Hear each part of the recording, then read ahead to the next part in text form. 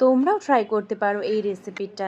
ইন্টারনেটে এই রেসিপিটা দেখে আমি একদম অপেক্ষা করতে পারিনি। একে তো এত গরম, তার উপর সব জায়গায় ম্যাঙ্গো পাওয়া যাচ্ছে, আর আম দিয়ে এই লস্যিটা তাই আমি বানিয়েই ফেলেছিলাম। জানো তো আমের কত উপকার এই সিজনে।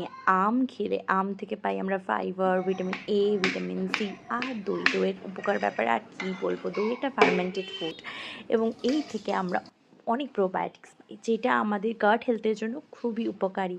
আমি তাই বানিয়ে ফেলেছিলাম এই লস্যিটা। আমি চিনির ব্যবহার করেছিলাম, কিন্তু তোমরা চিনিটা স্কিপ করলেই বেটার হবে তোমাদের জন্য। উপরে একটু সাজিয়ে দিয়েছিলাম বাদাম এবং আম, আর একটু অল্প জিরে গুঁড়ো দিয়ে। তোমরাও খেতে পারো। এটি খেতে সত্যিই সুস্বাদু ছিল। এবং তার সাথে সাথে আমি ইভিনিংয়ে এই ড্রিঙ্কসটা খেয়েছিলাম এবং অনেকটা সময় এনজয় করেছিলাম আমার ফ্যামিলিতে মেম্বারদের সাথে। তোমরাও এটা খেয়ে এনজয় করতে পারো। আর অবশ্যই লাইক এবং সাবস্ক্রাইব করবে। এই ভাইরাল রেসিপিটা ট্রাই করেছো তো তোমরা? করে নিও একবার, না হলে কিন্তু পস্তাবে।